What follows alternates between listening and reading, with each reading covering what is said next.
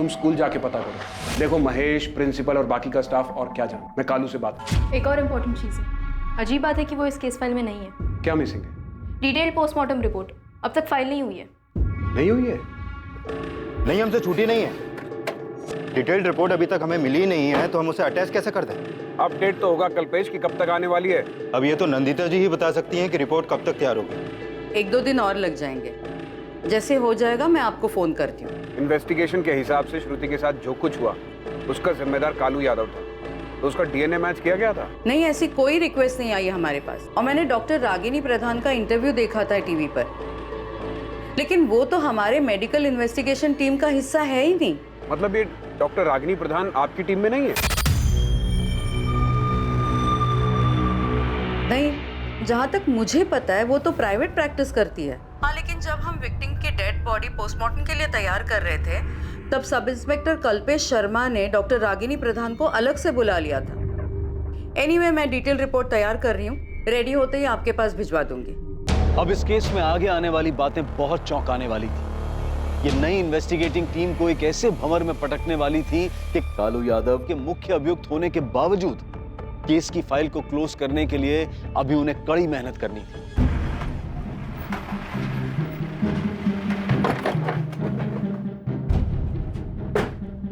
कावेरी में तो हाँ, अर्चना कश्यप, क्राइम ब्रांच से। आपको आपकी बेटी के केस के बारे में दोबारा नई टीम से जांच करवानी थी ना? जी। अब वो जांच हम करेंगे। प्रमीला यादव। जी।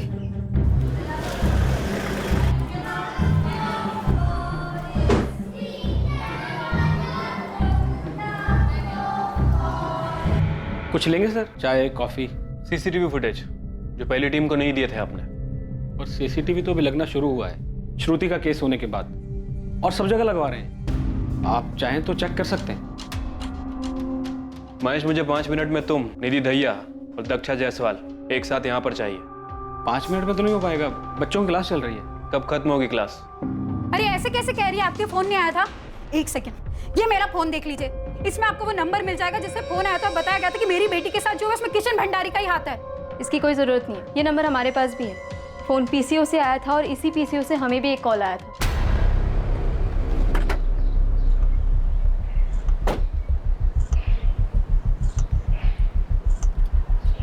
बोलो भाई। Crime branch. पीसीओ है साहब, बहुत लोग फोन करते हैं यहाँ से। लेकिन देखा तो होगा ना तुमने, 2 बार आया था वो। एक बार 20 जुलाई को रात 10:30 बजे एक औरत को फोन किया था। फिर किसने किया है?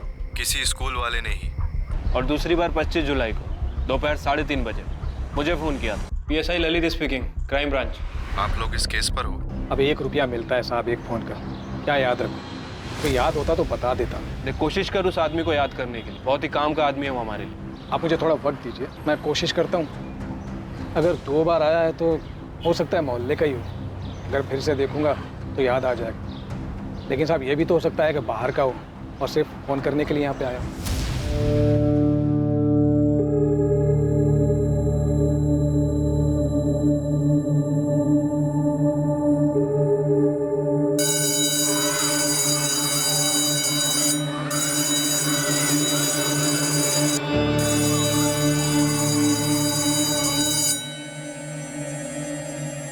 तूने अपने बयान में लिखा है कि जिस दिन श्रुति अकेली निशा के बिना घर पर आई और तेरी बीवी प्रमिला भी घर पर नहीं थी, उस दिन तूने श्रुति के साथ बहक गया था मैं साहब। श्रुति तो बहुत सुंदर दिखती है। उसी को अकेला देखकर संभाल नहीं पाया अपने आप को। ऐसा नहीं करना चाहता था, लेकिन हो गया। गलत किया श्रुति के साथ।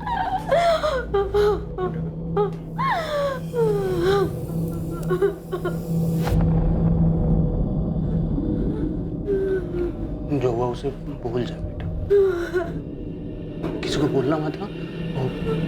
मम्मी पापा को भी नहीं, है ना? समझ गई ना? नहीं तो वो लोग बोलेंगे तू झूठ बोल रही है, और मैं भी ये बोलूंगा कि तू झूठ बोल रही है। तू नहीं बोलेगी ना? मतलब तूने जबरदस्ती की? जी साहब। तो वो चुप क्यों रही? चिल्लाई क्यों नहीं? मुंह दबा दिया। उसकी हालत और खराब हो गई, कब पता चला तुझे? जब पेट दर्द और उल्टी शुरू हुई तो डॉक्टर बन गया। 10 साल की बच्ची को दवा दे दी, कहां से लाया था दवा? एरिया की बाहर की दुकान से। दुकान का नाम? याद नहीं। जब श्रुति की मौत की खबर आई तब तो समझ में आ गया होगा कि तूने ही श्रुति को मारा है। पाप हो गया था साहब मुझसे। साहब मैं पापी हूँ साहब, मुझे फांसी दे दो साहब। साहब मुझे मार दो साहब, फांसी दे दो साहब। कालू भाई ऐसा कर ही नहीं सकते। अरे बहुत सालों से जानते हैं हम उन्हें। एकदम गलत इल्जाम लगाया गया है उन पर। और तुम्हें स्कूल वालों पे इल्जाम लगाने के कितने पैसे मिले? अरे ओ मैडम, आप भी मिली हुई हो स्कूल वालों से? अब पिछली बार जो पुलिस आई थी उनसे? एक औरत हो के एक औरत के बारे में ऐसा सोच भी कैसे सकती हैं आप? किसी ने पैसे नहीं लिए मैडम, और नहीं मेरे पति ने कुछ किया है। प्रमिला यादव, तुमसे भी बात करूंगी मैं, पहले कावेरी से कर ले। सच बोल रही है प्रमिला। श्रुति और निशा दोनों बेटी जैसी है कालू भाई के लिए। ना मुझे ना मेरे पति को लगता है कि वो ऐसा कुछ कर सकते हैं। पहले तो तुम कुछ नहीं कहना चाहती थी, फिर वही एक फोन आया और तुमने सारी बात मान ली। क्यों? किसका फोन? और कालू को अरेस्ट करने के एक दिन बाद ही ये फोन क्यों आया? हाँ, अगर कोई शुभचिंतक ही था तो पहले क्यों नहीं बताया उसने? मुझे पहले भी लगता था कि कालू भाई श्रुति के साथ ऐसा कुछ नहीं कर सकते, उनका हाथ नहीं है इसमें। अरे जिसकी बेटी मरी उसकी बात तो आप लोग सुन ही नहीं रहे हैं। 13 तारीख की रात को हम सब साथ खाना खा रहे थे, सब ठीक था, हंसी मजाक चल रहा था। हम लोग खाना खा रहे थे और श्रुति खेल रही थी, निशा के साथ मस्ती कर रही थी। मुझे डांट लगाना पड़ा उसे कि खेल रोककर खाना खा ले। मैंने अगली सुबह उसे स्कूल छोड़ा। हंस रही थी, खुश थी, हर रोज की तरह। मर्द नहीं समझ सकते, लेकिन आप तो औरत है, आप तो समझ सकती है। सोचिए, एक 10 साल की लड़की को एक दिन पहले दवाई दी गई क्योंकि उसे बहुत दर्द हो रहा था और किसी को पता नहीं चलता। और ऐसा दर्द उसकी माँ से छुपा हुआ रह सकता है? बताइए जरा। माना कि नहीं छुपा सकती, लेकिन फिर आप लोगों ने ये बात पहली वाली टीम के सामने क्यों नहीं उठाई? अरे मैडम, चिल्ला चिल्ला के कहा था, लेकिन सुनना क्या चाहते थे वो लोग? कालू भाई को पकड़ने के बाद बस जैसे तैसे मामला खत्म करना था। आप देविका जी से पूछ लीजिए, वो थी साथ में जब मैंने बोला था। और देविका इस केस में कैसे आई? आपने बुलाया या खुद घुस गई? क्या फर्क पड़ता है मैडम, उनके रहने ना रहने से सच बदल जाएगा? सच बदलेगा नहीं, लेकिन सच बदलने की कोशिश जरूर की जा सकती है। आपकी बेटी की मौत हुई है, तकलीफ में थी वो। अब जानती है ना, अगर अब झूठ बोल रही है तो आप खुद उसके साथ अन्याय कर रही है। मैं अन्याय कर रही हूँ मेरी बच्ची के साथ? अरे आप लोग समझ ही नहीं रहे, ऐसा दर्द तो एक औरत भी सहन नहीं कर पाती है। श्रुति तो फिर भी बच्ची थी, सिर्फ 10 साल की, मेरे बगल में सोती थी। मुझे नहीं पता चलता क्या? वो चुप नहीं बैठती, मुझे बताती। मुझसे बेहतर मेरी बेटी को कौन जान सकता है? मैं नहीं मानती कि आप लोग जो कह रहे हो वो सच है।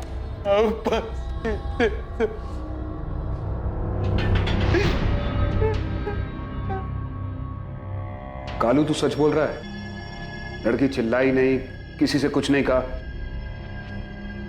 सच कह रहा है ना? हाँ साहब, मैं गुनहगार हूँ साहब, मैं साहब मुझे मार दो साहब, मुझे फांसी चढ़ा दो साहब, मैंने कर दो साहब। कोई तो सच छुपा रहा है सर, कुछ बड़ा जो ले आ। या तो कावेरी और प्रमिला दोनों भर भर के झूठ बोल रहे हैं, या तो फिर कालू को अपनी बलि देने का शौक चढ़ा है। ऐसा कैसे हो सकता है? दोनों पार्टी के बयान अलग हैं। मतलब साफ है कि दोनों में से कोई तो झूठ बोल। सर, ये दो बाहुबलियों की वर्चस्व की लड़ाई है, कोई आपसी रंजिश हुई होगी इनकी। अब इससे उनको तो कोई फर्क नहीं पड़ेगा, पर बेचारे ये गरीब लोग जरूर पिस जाएंगे इस पैसों के खेल में। त्यागी सर ने ठीक ही कहा था कि बच्चे की लाश पर रंगमंच सजा रखा है इन लोगों ने। कोशिश बेकार है तुम्हारी जगदीश। मैं जानता हूँ देविका चौधरी तुम्हारे कहने पे मेरी बदनामी कर रही है। लड़की की जान चली गई और तुम्हें अपने नाम की पड़ी है भंडारी। उस लड़की के साथ जो दुष्कर्म हुआ है उसका परिणाम तो भुगतना ही होगा। कानून को अपना काम करने दो। कब तक बचाओगे कानून से? जगदीश, ये कानून की पट्टी किसी नौसिखियों को पढ़ाना। मदनलाल भंडारी नाम है मेरा। लाख कोशिश कर लो, मेरा बाल भी बाका नहीं कर पाओगे। और इसे चेतावनी समझो या धमकी। अगर तुम नहीं रुके तो मैं शुरू हो जाऊंगा। फिलहाल तो मेरी सलाह मानो भंडारी, और अपने स्कूल को बचाओ।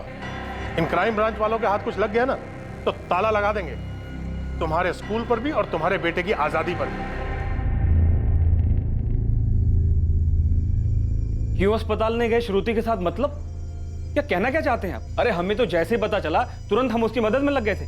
तो फिर ये मदद आप लोगों ने आगे तक क्यों नहीं की? हाँ, क्यों सिर्फ 2 मेड के सहारे उस दर्द में कराती हुई बच्ची को छोड़ दिया आपने? निधि जी, आप तो प्रिंसिपल हैं, आपने जिम्मेदारी लेकर क्यों किसी और को नहीं भेजा बच्ची के साथ? उतना खून देखने के बाद कुछ समझ में नहीं आ रहा था, पर फिर भी मैंने डॉक्टर को बुलाया, लेकिन उसे आने में वक्त लगता, इसलिए महेश जी ने तुरंत फैसला लिया और बच्ची को हॉस्पिटल भिजवा दिया। मैंने खुद डीएल मेमोरियल फोन किया और उन्हें बताया ताकि वो पहले से अपनी तैयारी करके रखें। हाँ, और आप लोग यहाँ पर अपनी तैयारी कर लें। देखिए, आप तीनों को एक बात मैं अच्छी तरह से बता दूं, मुझे सिर्फ सच सुनना है। किशन भंडारी ने किया ना ये? वो यहाँ रोज आता था या फिर कभी कभी? सर, किशन जी का स्कूल के मामलों से कुछ लेना देना नहीं होता। मैं नाम लेकर पूछ रहा हूँ, शायद पिछली टीम ने नाम नहीं लिया। क्या रोल क्या है किशन भंडारी का स्कूल चलाने में? कोई रोल नहीं है। आप भी यही कहेंगी दक्षा जी? मैनेजमेंट के बारे में मुझे कुछ नहीं पता। मैं सिर्फ एक टीचर हूँ यहाँ पर। अब तीनों मेरी एक बात कान खोलकर सुन लीजिए, अपराधी की मदद करना भी अपराध है।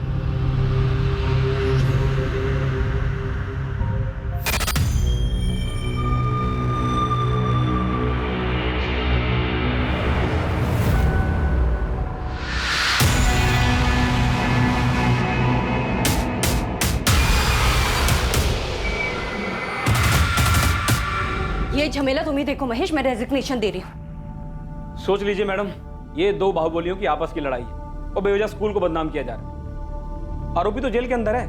वो क्राइम ब्रांच वाले गलत तो नहीं बोल रहे ना महेश? क्यों तुमने श्रुति को हॉस्पिटल में सिर्फ सादिया और आरती के साथ भेजा? खुद क्यों नहीं गए? मुझे क्यों नहीं कहा? मैडम जहाँ मैं था ना, आप भी वहीं थी। अब आप सारी जिम्मेदारी मेरे कंधों पर डाल रही ना। मैंने आपको रोका था कि वहां मत जाओ, किसी को मत भेजो। मैं तो सिर्फ कोऑर्डिनेटर हूँ, आप प्रिंसिपल हैं, जिम्मेदारी आपकी बनती थी। तो अब तहकीकात किस दिशा में करनी है ये भी आप लोग बताएंगे हमें। मैं तो आप लोगों को दिशा दिखाने की कोशिश कर रहा हूँ ताकि आप लोग पहले वाली टीम की तरह भटके नहीं। अरे भाई, शुभचिंतक हूं मैं आप लोगों का। बहुत बहुत शुक्रिया जगदीश जी हमारी चिंता करने के लिए। चल क्या रहा है यहाँ पे? ये मदन लाल फोन करके बोल रहा है कि केस को गलत दिशा में मत ले जाओ। त्यागी ठीक ही कह रहा था, ये री इन्वेस्टिगेशन केस को घुमाने के लिए शुरू करवाया गया है। सब लोग अपना अपना मतलब पूरा करना चाहते हैं। सर, वो एनजीओ वाली देविका भी आई थी अर्चना से मिलने। आप लोगों को बस इतना बताना चाहती हूँ कि भंडारी परिवार काफी कुछ छुपा रहा है। वो हम पता कर लेंगे। उस लड़की को जानबूझकर निशाना बनाया गया मैडम। निशाना बनाया गया? क्यों? गरीबी मैडम, गरीबी। उस लड़की की माँ ने फीस कम करने की रिक्वेस्ट की तो उन लोगों ने ऐसा बदला लिया। क्या बोल रही है आप कि श्रुति को टारगेट किया गया था? इस केस में एक और नया मोड़ आया, लेकिन इसी के साथ पीड़िता की पोस्टमार्टम रिपोर्ट से एक और चौंकाने वाली चीज पता चली। डॉक्टर नंदिता, जिस पर हम काम कर रहे हैं उससे भी कुछ अलग मिला है क्या? अब तक जो भी सामने आया है ये उन सब से अलग है। ये सुनकर आप शॉक्ड हो जाएंगे।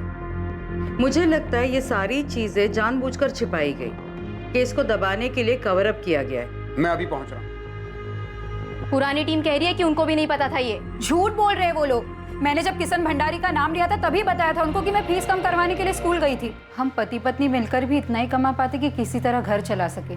कोशिश रहती है कि बच्चों को भूखा ना सोने दे। श्रुति के अलावा एक और बेटी है हमारी, 5वीं से, उसे भी यही पढ़ाना है। मैं समझ सकती हूँ कावेरी, लेकिन अगर फीस कम कराने की बात है तो तुम महेश जी से बात कर लो। इस मामले में वही कुछ कर सकते हैं। फैसला तो अनामिका जी करती है, मैं तो सिर्फ रिक्वेस्ट कर सकता हूँ। तो सर जी आप उनको बताइए ना हमारी हालत के बारे में। ठीक है, मैं बात करता हूँ, लेकिन अगर तुम खुद अनामिका जी से जाकर उनकी कोठी पर बात करो तो ज्यादा बेहतर होगा। मैं गई थी उनके कोठी, लेकिन अनामिका जी नहीं मिली, ये किशन मिला वहाँ। कौन सी क्लास में है? बता श्रुति। 7th स्टैंडर्ड में। ठीक है, मैं देखता हूँ हम क्या कर सकते हैं। बड़ी मेहरबानी होगी साहब, थोड़ा बोझ हल्का हो जाएगा। आप फिक्र मत कीजिए, मैं बात करता हूँ अनामिका से भी और महेश जी से, जो होगा आपको बता देंगे। कितनी कम हुई थी फीस? नहीं हुई, उसके पहले ही मेरी बच्ची को मार डाला। तुम गई कब थी उनसे बात करने? ये साल शुरू होने के पहले। तुम्हें किशन भंडारी पर ही क्यों शक है? वो फिर आया था तुम्हारी बेटी से मिलने? मेरे सामने तो नहीं मिला, लेकिन मैं जानती हूँ ये उसी ने किया है, कालू भाई ने नहीं। क्या मिला आपको डॉक्टर? आपने कहा शॉकिंग है। विक्टिम को सोडोमाइज किया गया था, उसके साथ अस्वाभाविक दुष्कर्म हुआ है। सोडोमाइज्ड? अस्वाभाविक दुष्कर्म? यस।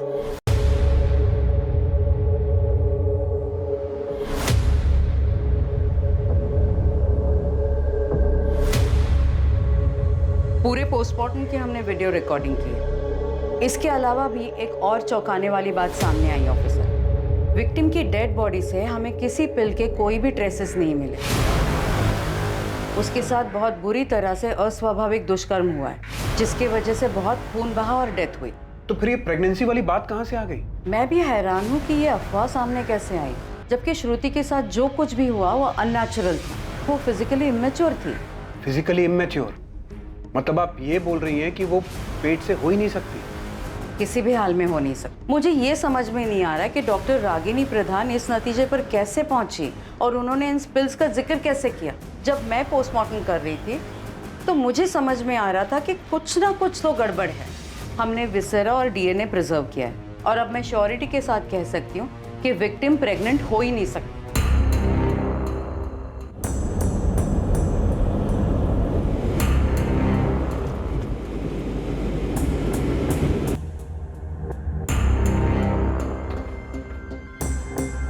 सर, श्रुति की माँ कावेरी का कहना है कि वो श्रुति की स्कूल फीस कम करवाने के लिए किशन भंडारी से मिली, और वो एनजीओ वाली देविका, उसने भी कहा है कि इसी वजह से श्रुति को टारगेट किया गया था। सर, मैंने एफएसएल ऑफिसर आशीष त्रिवेदी से बात की है। सर, आशीष ने श्रुति प्रेग्नेंट थी ही नहीं। सर, उसकी पोस्टमार्टम रिपोर्ट में सामने आया है कि उसके साथ अस्वाभाविक दुष्कर्म किया गया था, इसीलिए उसे ब्लीडिंग हुई, और वो फिजिकल इनमैच्योर थी, इसलिए वो प्रेग्नेंट तो हो ही नहीं सकती थी। लेकिन सर, ये थ्योरी इन्वेस्टिगेशन में कहाँ से आई? और अगर ये बात सच है तो फिर अभी तक हम लोग किस पर काम कर रहे थे? सर, अगर ब्लीडिंग अस्वाभाविक दुष्कर्म की वजह से हुई थी तो शायद उसके साथ जो हुआ था वो स्कूल में ही हुआ होगा, और वो भी ब्लीडिंग शुरू होने से थोड़ी देर पहले। बहुत से लोग शामिल हैं इसमें, सबने मिलकर खेला है नाटक। सबसे पहले तो डॉक्टर रागिनी प्रधान से मिलना पड़ेगा, और उस एफएसएल ऑफिसर से भी। कैसे मिले उन्हें टॉयलेट में अंश? कैसे पहुंचे इस थ्योरी पे जो पॉसिबल ही नहीं है? 4 बजे आ जाइए। आप ऐसे अंदर कैसे आ गए? Crime branch. देखिए ऑफिसर, अभी मेरा पेशेंट देखने का आपने 10 साल की बच्ची को प्रेग्नेंट कैसे बताया? क्या बेस था आपके पास? एक्सक्यूज मी ऑफिसर, वहां मुझे पुलिस ने बुलाया था। मैंने वहां बाथरूम में ब्लड के साथ मांस का अंश पड़ा हुआ देखा था। उससे मुझे जो समझ में आया बता दिया। आप वो रिपोर्ट दिखाइए जो आपने सबमिट की थी। रिपोर्ट? कौन सी रिपोर्ट? मैंने कोई रिपोर्ट नहीं दी। मैंने पुलिस से सिर्फ इतना कहा था कि इस बात की संभावना है उस बच्ची को पिल्स दिए गए थे, जिसकी वजह से मांस का टुकड़ा बाहर आ गया था। आपने इतने सेंसिटिव केस में संभावनाओं पे थ्योरी खड़ी कर दी। इसका दोष आप मुझे मत दीजिए ऑफिसर। मैंने सिर्फ पहली नजर में दिखने वाली बात कही, ये नहीं कहा था कि ऐसा ही हुआ होगा। हाँ, बल्कि ये जरूर कहा था कि वो लोग पोस्टमार्टम की रिपोर्ट ही माने, वही काम आई। देखिए ऑफिसर, मुझे वहां पुलिस ने बुलाया था, और मेरे एक्सपीरियंस से जो मुझे समझ में आया वो मैंने बता दिया। और आपने कभी सोचा है कि आपकी ये रिपोर्ट भी गलत हो सकती है? आपके पोस्टमार्टम के डॉक्टर्स भी बिकाऊ हो सकते हैं। आखिरकार 2 बाहुबलियों के बीच की लड़ाई है, और इससे ज्यादा सवाल अगर आपको पूछने हैं तो अपने डिपार्टमेंट वालों से पूछिए, पिछली टीम के लोगों से पूछिए। ये देखो, जहां से ब्लड सैंपल्स मिले वहां भी कुछ नहीं था। आशीष, मैं उस अंश की बात कर रहा हूँ। टॉयलेट में था वो। नहीं के बराबर था वो। हमें जहां पर बताया गया था हमने हर जगह पर चेक किया, क्लासरूम, टॉयलेट, और जहां पर भी खून था।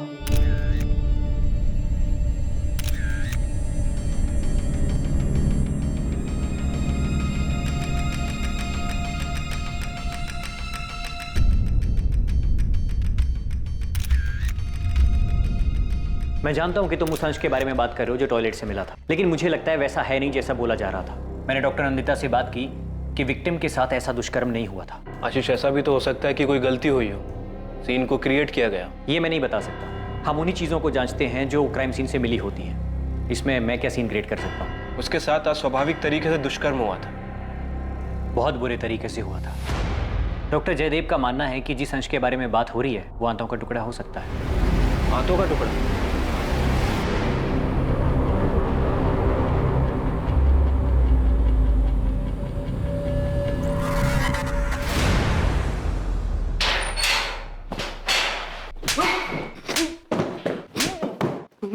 सच उगलवाने के लिए मैंने बहुत क्रिमिनल्स की हड्डी तोड़ी है, लेकिन पहली बार झूठा इल्जाम अपने सर पर लेने वाले को पीट रहा हूं मैं। बता, बोल, किसके लिए बलि का बकरा बन रहा है तू? बोल कालू, किसके लिए बलि का बकरा बन रहा है तू?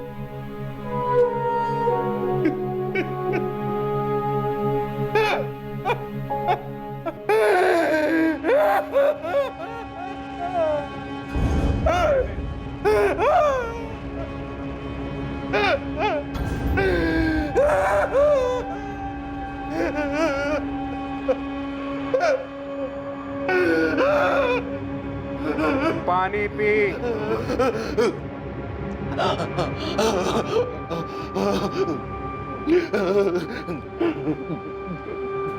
क्यों किया कालू? किसके लिए? किसके लिए साहब? किसके लिए?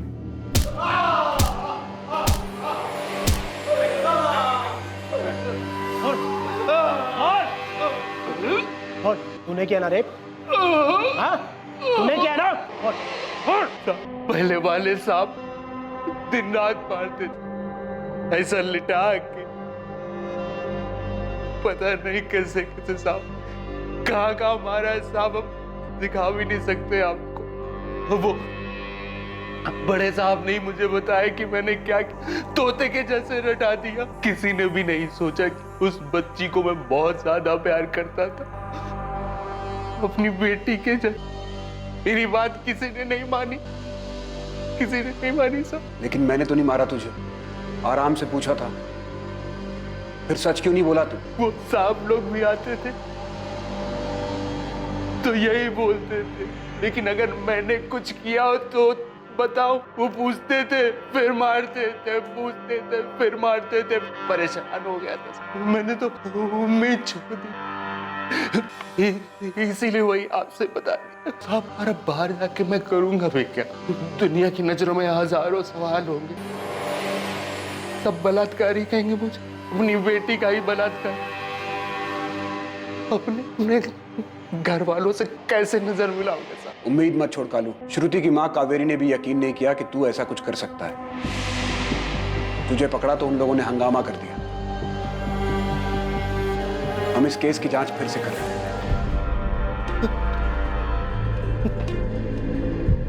तो आप लोग मुझे बचा लेंगे? तुझे तुरंत तो नहीं छुड़वा सकता, क्योंकि चार्जशीट में तेरा इकरारनामा है, लेकिन इतना भरोसा रख कि अब कोई तेरा बाल भी बांका नहीं कर पाए। ललित, पूरी भंडारी फैमिली, सारे स्कूल स्टाफ को उठा लो। प्रिंसिपल, टीचर्स, कोऑर्डिनेटर, कोई नहीं छूटना चाहिए। डीएसपी सर के ऑर्डर्स हैं हमारे पास। कोई प्यार से न माने तो घसीट कर ले आना सबको। और अर्चना, 2 घंटे के अंदर तुम्हें स्कूल को सील करने का ऑर्डर मजिस्ट्रेट के ऑफिस से मिलेगा। सबसे पहले हमें स्कूल को अच्छे से छानना होगा। ठीक है सर। सर, श्रुति के बगल में बैठने वाली लड़की प्रिया, उसे बुला लूं? सर, उसी ने हमें बताया था कि श्रुति क्लास से बाहर गई थी। पेरेंट्स के साथ बुलाओ उसको, बात करते हैं, देखते हैं क्या बताया था उसने पहली टीम को।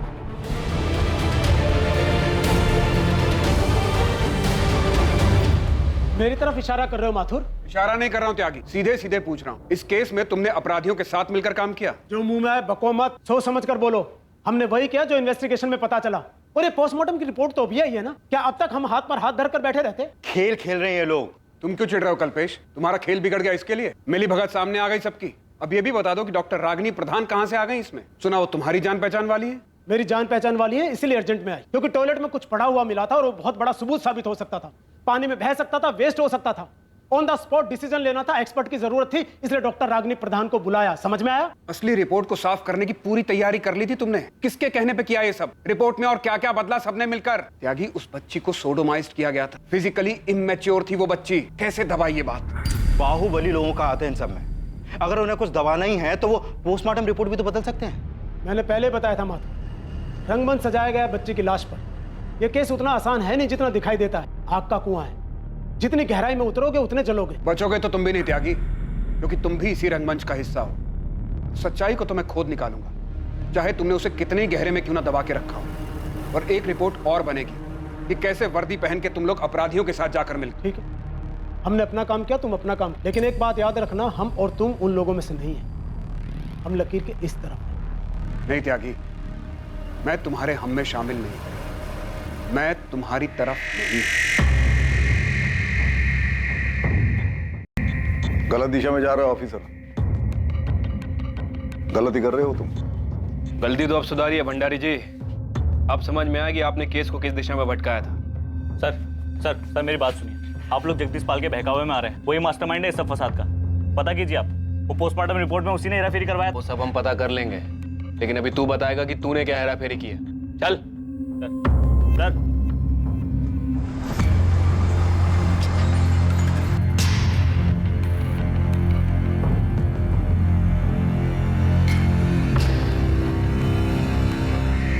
आपकी बच्ची की मौत का इस्तेमाल कर रहे हैं लोग कावेरी जी। आप सही थी, बहुत बुरा हुआ है आपकी बच्ची के साथ, लेकिन वो नहीं हुआ जो हमें बताया गया है। मतलब कालू भाई ने कुछ नहीं किया ना? नहीं, स्कूल में से किसी ने किया है। किसने? किशन भंडारी ने किया। हम पता लगा रहे हैं और बहुत जल्द आपको भी बता देंगे।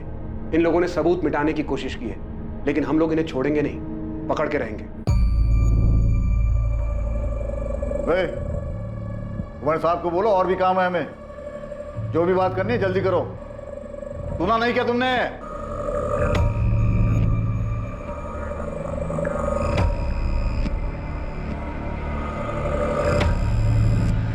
प्रिया, क्या देखा था आपने? श्रुति दक्षा मिस की क्लास के पहले बाहर गई थी।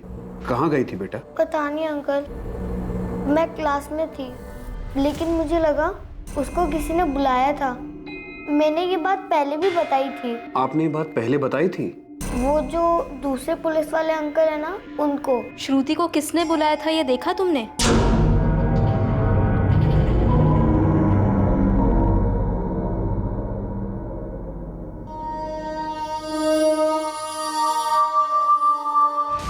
कौन था वो प्रिया? किसने बुलाया था? किशन भंडारी था? तुम किशन भंडारी को जानती हो ना? नहीं, पर मैंने देखा नहीं कि उसे किसने बुलाया था। डरो मत बेटा, हम जानते हैं वो कोई स्कूल वाला ही था, है ना? कौन था वो? पता नहीं अंकल, पर मैंने सच्ची में नहीं देखा।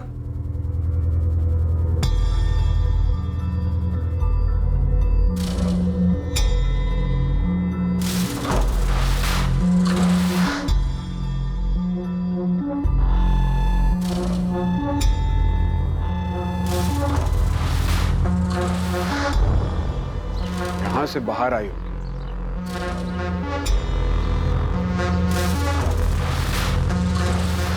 सर इस तरफ तो क्लासरूम्स हैं, बहुत ज़्यादा बच्चे होंगे, हो सकता है कि इस तरफ गई हो।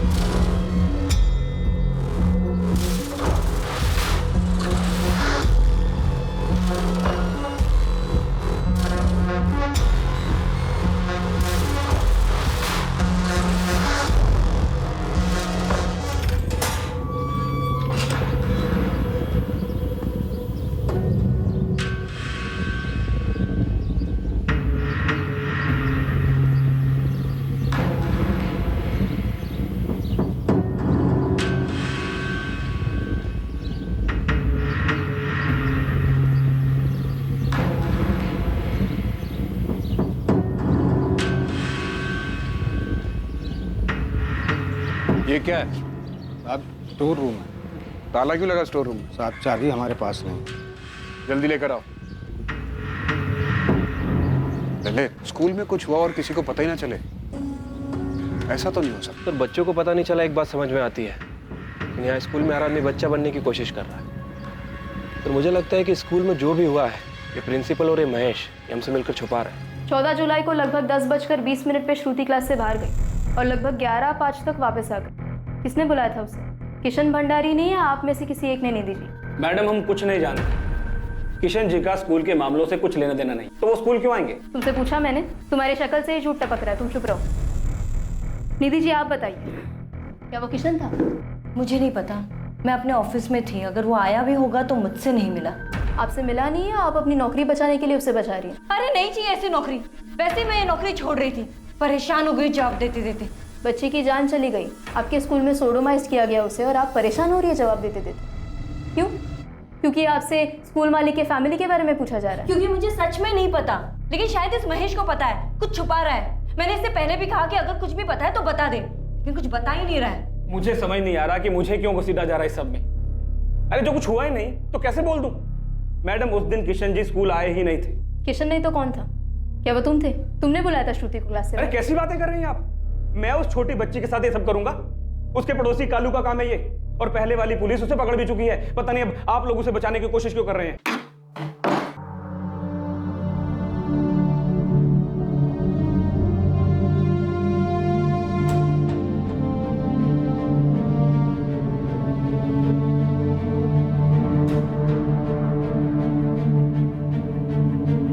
कमरे से कभी कोई सैंपल ही नहीं लिया गया सर, शायद इसीलिए फॉरेंसिक रिपोर्ट में इस कमरे का कोई जिक्र ही नहीं है। इस कमरे पर किसी का ध्यान ना जाए इस बात की पूरी कोशिश की गई होगी।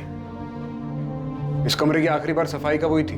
14 जुलाई को, लड़की को हॉस्पिटल भेजने के बाद। साहब मुझे कुछ नहीं पता, मैंने इस कमरे को नहीं साफ किया। तो फिर किसने की थी? पता नहीं साहब, यहाँ ताला लगा हुआ था। जो अब तेरी जबान पे लगा है। देख हरी, हम जानते तुझे सब पता है। उस बच्ची को इसी कमरे में लाया गया था ना? मैं सच बोल रहा हूँ साहब, मुझे कुछ नहीं पता है, मेरा यकीन कीजिए साहब।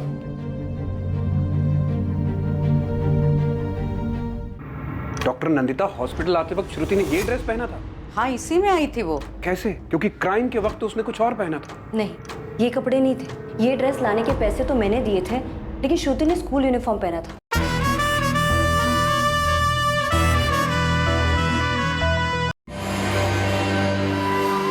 इंस्पेक्टर, तुम जानते नहीं कि मदन लाल भंडारी कौन है, वरना कल दोपहर से इस तरह हमें यहाँ पे बिठा के नहीं रखते तुम। जब तक तुम सच नहीं बता देते तुम यहाँ से बाहर नहीं जाओगे मदन। किशन, तुमने किया ना उस बच्ची के साथ, और ये भी बताना कि तुम लोगों ने मिलकर कैसे सब कुछ मैनेज किया। हमारा दिमाग तो सही है इंस्पेक्टर। किशन लाल भंडारी, उस बच्ची को कहाँ बुलाया तूने? स्टोर रूम में ना? क्यों फर्जी कहानी बना रहे हैं आप लोग? हाँ, मेरे पापा का नाम खराब करने के लिए, मुझे फंसाने के लिए? सर सच यही है कि मैं वहाँ गया ही नहीं था, मैं स्कूल नहीं गया था, मैं वहाँ जाता ही नहीं हूँ सर। और इस नई कहानी के लिए तुमने और तुम्हारी पोस्टमार्टम टीम ने जगदीश से कितने लिए हैं? तुमने कितने दिए थे इंस्पेक्टर त्यागी, सब इंस्पेक्टर कल्पेश और डॉक्टर रागिनी प्रधान को? तुम नहीं जानते मैं क्या कर सकता हूँ। ये क्राइम ब्रांच है, यहाँ हम जो चाहे वो कर सकते हैं तुम्हारे और तुम्हारी फैमिली के साथ। तुम कुछ नहीं कर पाओगे। नामिका भंडारी, माना किशन भाई है तुम्हारा, लेकिन इसने 10 साल की छोटी सी बच्ची के साथ हैवान जैसा सलूक किया है। फिर क्यों बचा रही है इसे? कुछ नहीं किया है मेरे भाई ने। इंस्पेक्टर, तुम जब तक तुमसे ना पूछूं चुप रहो। अनामिका, 14 जुलाई को महेश ने 11:10 के बाद तुम्हें 6 कॉल किए, 2-2 मिनट के, और महेश ने 2 कॉल तुम्हें किए मदन लाल। 11:10 से 11:35, यानी इस 25 मिनट के बीच में तुम लोगों को 8 बार कॉल किए। क्यों? ये इंसिडेंट हमारे स्कूल में हुआ, इमरजेंसी सिचुएशन थी, और किसी कॉल करते? मैं भी नहीं बता रहा। इमरजेंसी तो थी, किशन की गंदगी जो समेटनी थी तुम लोगों को। मदन लाल और अनामिका को तुम पल पल की खबर देते रहे महेश, और महेश तुम लोगों से पूछ रहा था कि आगे क्या करना है, कैसे करना है, कैसे किशन को बचाना है। जबकि श्रुति की मां को तुमने 11:45 पर कॉल किया, उसे हॉस्पिटल भेजने के बाद, और उसके बाद इंस्पेक्टर त्यागी और सब इंस्पेक्टर कल्पेश को कॉल किए गए। ये रहे सारे कॉल रिकॉर्ड्स। इन कॉल रिकॉर्ड से कुछ नहीं साबित कर पाओगे तुम इंस्पेक्टर। ये सारे इस केस से ही जुड़े हैं। मैं उस स्कूल का मालिक हूं, तो जाहिर है कि महेश इमरजेंसी में मुझे ही कॉल करेगा ये गाइडेंस लेने के लिए कि आगे क्या करना है, कैसे करना है, कैसे चीजों को रफा दफा करना है। कुछ नहीं कर पाओगे तुम, कुछ भी नहीं साबित कर पाओगे तुम। भूल है तुम्हारी। किशन ने खून किया है, सबूत तो हम ढूंढ लेंगे। मेडिकल नहीं हुआ ना तेरा? चल तेरा मेडिकल करवा, देखते हैं अब कैसे बचेगा तू। तो बेवजह टाइम वेस्ट कर रहे हैं आप लोग। इन सब का अरेस्ट पुलिस डायरी में नोट कर लेना, ताकि रिकॉर्ड रहे कि एक्शन हुआ था। मेरा फोन लाओ। सर यहाँ फोन देना अलाउड नहीं है। तो जाके इंस्पेक्टर त्यागी तक मेरा एक मैसेज पहुंचा दो। सर यहाँ मैसेज देना भी अलाउड नहीं है। अर्चना, इनकी एकता में फूट डालो। मुझे लगता है इनमें कमजोर कड़ी महेश है, वो सब जानता है और टूट भी सकता है। उससे कहो कि सब सच बता देगा तो बच जाएगा। जी सर, लेकिन क्या आपको लगता है कि हमारी मेडिकल काम आएगी? सिर्फ मेडिकल से काम नहीं चलेगा, इन्वेस्टिगेशन में बहुत गड़बड़ है, हमें कोई स्ट्रॉन्ग गवाह चाहिए। इससे काम नहीं बनेगा। लेकिन डॉक्टर नंदिता, उसने जबरदस्ती किया था बच्ची के साथ, तो उसके प्राइवेट पार्ट पर इंजरीज आई होंगी। बिल्कुल आई होगी, पर आज की तारीख देख रहे हैं आप। इंसिडेंट 14 जुलाई को हुआ था, अच्छा खासा टाइम बीत चुका है। गलती तो हुई है। पहली वाली टीम ने पब्लिक प्रेशर में आके उसे कस्टडी में तो लिया, लेकिन किशन का मेडिकल नहीं कराया, वरना सच कब का सामने आ जाता। श्रुति की बॉडी से आप लोगों को कोई डीएनए, कोई सेमेन कुछ मिला? कैसे मिलता माथुर, बहुत खून बह चुका था, और ऊपर से वो 2 मेड्स, उन्होंने सफाई में कोई कसर नहीं छोड़ी थी। अब हमें भी कोई कसर नहीं छोड़नी चाहिए। ये लोग इतनी आसानी से मुंह खोलने वाले नहीं है। खेल खेला इन्होंने, हम भी खेल खेलेंगे। वो महेश ही, अर्चना, हमें जो चाहिए वो महेश ही दे सकता है। महेश को ऑफर दो कि सरकारी गवाह बन जाए, उस सब कुछ बता दे तो बच जाएगा। सिर्फ यही एक तरीका है। हमें किशन को पकड़ने के लिए कुछ स्ट्रॉन्ग सबूत चाहिए। केस में हुई गड़बड़ असली मुजरिम को बाहर जाने का रास्ता देने के लिए की गई लग रही थी। लगातार इंटेरोगेशन के बाद भी संदिग्धों की चुप्पी असली आरोपी और पुलिस के बीच दीवार बनकर खड़ी। महेश चतुर्वेदी, जो शायद इकलौता ऐसा इंसान था जिसे इस अपराध के बारे में सारी जानकारी है, वो अपनी जुबान से टस से मस नहीं हो रहा था और किसी भी हालत में कुछ भी बताने के लिए तैयार नहीं था। किशन भंडारी के मेडिकल से भी कुछ मिलने की आस बहुत कम थी। मैंने कहा था इससे काम नहीं बनेगा, आप लोगों ने बहुत देर कर दी। किया तो उसी ने है, जमकर कूटेंगे तो मान भी लेगा। तो कोर्ट में पलट जाएगा, तब क्या करेंगे आप? स्टोर रूम का क्या हुआ? कहां से लेकर आऊं मैं कुछ ललित? बहुत देर हो गई है, कुछ नहीं मिलेगा। कोशिश करो आशीष, जो भी हुआ इसी कमरे में हुआ है। हुआ होगा, लेकिन कोई हमें यहाँ लेकर नहीं आया, वरना सफाई होने के बाद भी मैं कुछ न कुछ तो निकाल ही लेता, लेकिन अब कुछ नहीं हो सकता।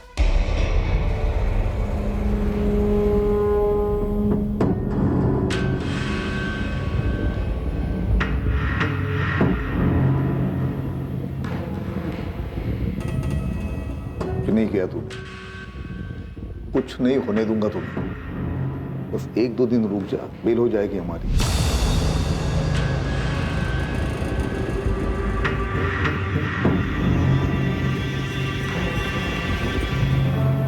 सर, कल रात भी उस महेश की पलक को एक बार भी झपकने नहीं दिया, लेकिन अभी तक कुछ बोला नहीं है उसने। स्टोर रूम से कुछ नहीं मिला?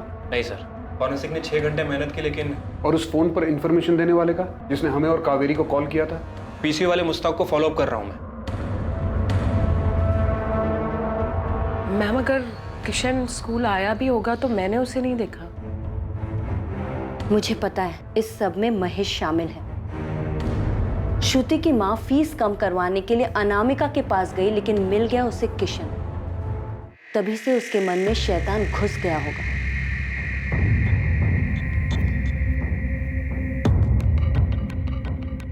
हमने भले ही उसे नहीं देखा, लेकिन किशन स्कूल जरूर आया होगा। क्राइम ब्रांच वाले बोल रहे हैं कि जो कुछ भी हुआ है वो स्कूल के स्टोर रूम में हुआ है। केस को किसी नतीजे पर पहुंचाने के लिए एक मजबूत सबूत की जरूरत, जिससे यह साबित हो सके कि किशन ही असली आरोपी है। जिस सबूत की जरूरत थी वो था तो, पर नजर नहीं आ रहा था। लेकिन अब आरोपी बहुत देर तक बचने वाला नहीं था। ये ड्रेस तो आप पहले ही देख चुके हैं, इसमें सिर्फ खून है। डॉक्टर नंदिता, हॉस्पिटल आते वक्त श्रुति ने ये ड्रेस पहना था? हाँ, इसी में आई थी वो। कैसे? क्योंकि क्राइम के वक्त तो उसने कुछ और पहना। नहीं, ये कपड़े नहीं थे। ये ड्रेस लाने के पैसे तो मैंने दिए थे, लेकिन श्रुति ने स्कूल यूनिफॉर्म पहना था। स्कूल यूनिफॉर्म इतना खून खून हो गया कि हमने उसके कपड़े चेंज किए थे। बच्चे का पूरा यूनिफॉर्म, सारा कपड़ा खून खून हो गया है। तो एक काम कर, ये पैसे पकड़ और दूसरे कपड़े ले। तो फिर स्कूल यूनिफॉर्म कहाँ है? मुझे नहीं पता सर। क्या बोल रहे हो कल्पेश? दिया ही नहीं? हाँ सर, यूनिफॉर्म दिया ही नहीं था हमें। दिया नहीं था, डिस्ट्रॉय कर दिया त्यागी। लिमिट में रहो माथुर, ज्यादा हो रहा है। अगर ऐसा हुआ ना त्यागी, तो मैं भूल जाऊंगा कौन वर्दी वाला और कौन नहीं। सबूत मिटाने का चार्ज सब पर लगेगा। हमें यूनिफॉर्म कभी मिली ही नहीं, और अगर यूनिफॉर्म डिस्ट्रॉय हुई भी है ना तो उस महेश ने की होगी। जाकर उससे बात करो। हमने अपना काम ठीक से किया, हम पे कीचड़ मत उछालो। महेश, श्रुति की स्कूल यूनिफॉर्म कहाँ है? School uniform? मुझे नहीं पता। एक महेश अब तक जितना तोड़ा है ना, वो सिर्फ ट्रेलर था, समझा? यूनिफॉर्म सच में कहा, मुझे नहीं पता। अफरा तफरी का माहौल था, कहाँ गया मुझे क्या पता। सर, यूनिफॉर्म मिल सकता है।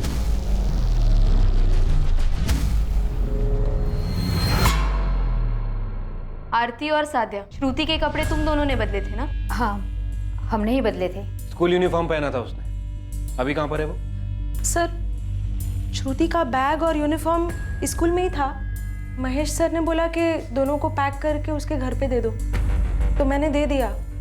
दादी, ये यूनिफॉर्म श्रुति के बैग में डालो और उसके घर पर दे दो। बाकी कोई काम होगा तो बताता हूँ।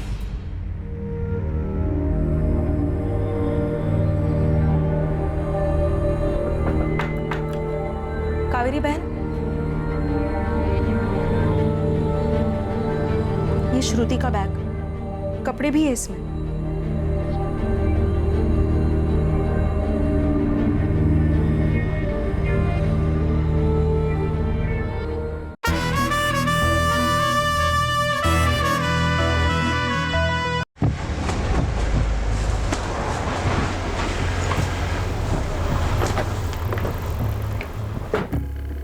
यूनिफॉर्म मिला कावेरी? हाँ मिला। यूनिफॉर्म साफ तो नहीं किया ना तुमने? नहीं मैडम, जैसा मिला था वैसे ही अलमारी के ऊपर रख दिया ताकि दिखाई ना दे। इसे देखने की हिम्मत नहीं तो साफ क्या करते। सही क्या कावेरी?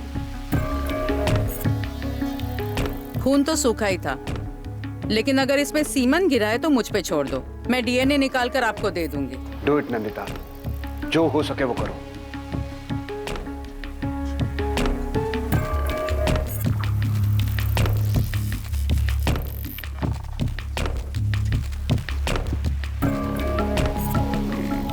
बड़ी भूल हो गई किशन जी। बस उम्मीद करो कि उन्हें यूनिफॉर्म पे कुछ ना मिले।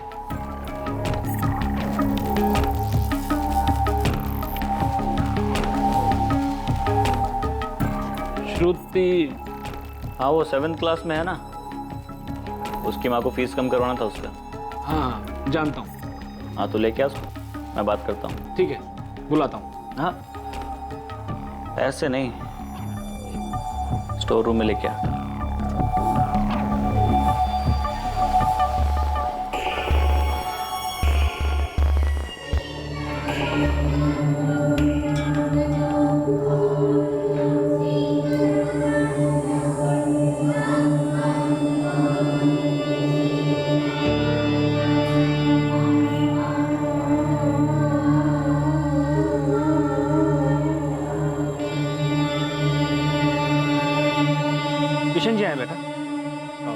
तुम्हारी फीस कम कर देंगे। चलो बात कर लेते हैं। सब कुछ बताना अपने बारे में अच्छे से, जो भी पूछे सब बताना और घबराना मत, ठीक है?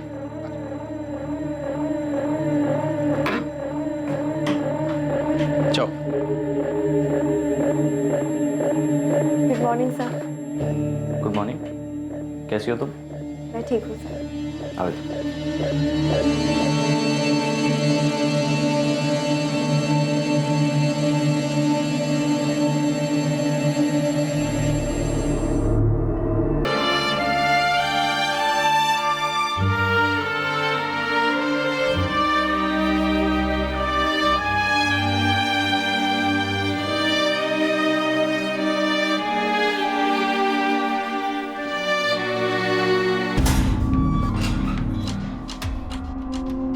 चल, तेरा टाइम पूरा हो गया। उठ रे उठ, चल।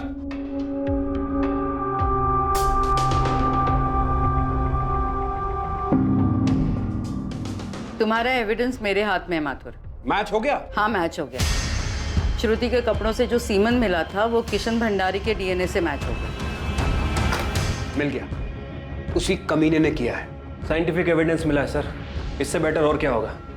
अब इस महेश और किशन को तबीयत से तोड़ते हैं और उसके बाद इन्हीं से क्राइम सीन रिक्रिएट करवाते हैं। ठीक है, करवाओ।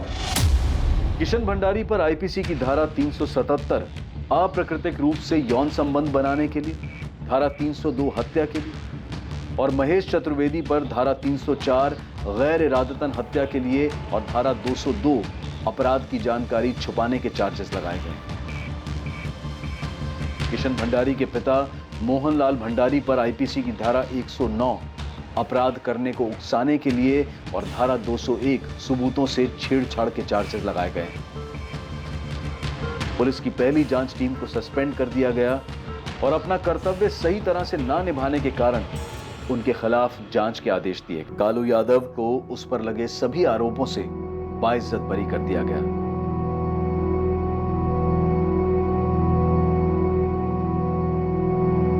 कावेरी अपनी बेटी को न्याय दिलाने के लिए लड़ी और आखिरकार उन रसूखदार और ताकतवर लोगों तक पहुंची जिन लोगों ने जुर्म से भागने के लिए बहुत कुछ किया। कोई खबर? नहीं सर, पीसीयू वाले के पीछे लगा हूं, लेकिन जिस कॉलर ने किशन भंडारी का नाम आगे किया था उसके बारे में कुछ पता नहीं चल रहा है। कोई नहीं, केस को सही बंदे की तरफ घुमाने में बड़ी हेल्प की है उसने। नहीं भी पता चले तो ठीक है।